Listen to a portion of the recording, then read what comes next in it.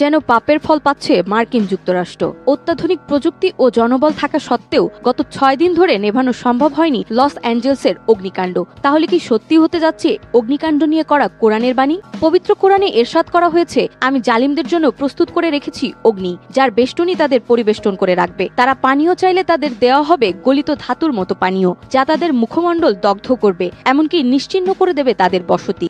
গাজা ধ্বংসে একের পর এক ইসরায়েলকে সহযোগিতা করে জালিমের তকমা পেয়েছিল যুক্তরাষ্ট্র। এবার কোরআনের বাণী অনুসারে সেই জালিমদের জন্যই অগ্নিকাণ্ড ঘটিয়েছে আল্লাহ তাআলা, এবং সেই অগ্নিকাণ্ডে ধ্বংস হচ্ছে যুক্তরাষ্ট্রের লস অ্যাঞ্জেলসের বাড়িঘর, সম্পদ, এমনকি প্রাণহানির ঘটনাও ঘটেছে সেখানে। মহান আল্লাহ তাআলা আরো বলেন, তুমি কখনোই মনে করো না যে জালিমরা যা করছে সে বিষয়ে মহান আল্লাহ উদাসীন। আসলে তিনি সেদিন পর্যন্ত তাদের অবকাশ দেন যেদিন সব চক্ষু স্থির হয়ে যাবে। ভীত বিহব্বল চিত্তে আকাশের দিকে চেয়ে তারা ছুটাছুটি করবে, আতঙ্কে তাদের নিজেদের দিকেও ফিরবে না, এবং তাদের অন্তর হবে ভয়ানক উদার। বর্তমান যুক্তরাষ্ট্রের দিকে তাকালে কোরআনের প্রতিটি বাণীর চিত্রায়ন দেখা যায়। লস অ্যাঞ্জেলসের অগ্নিকাণ্ডে আতঙ্কে বাড়িঘর ছেড়ে অন্যত্র যেতে দেখা যায় সেই অঞ্চলের বাসিন্দাদেরকে।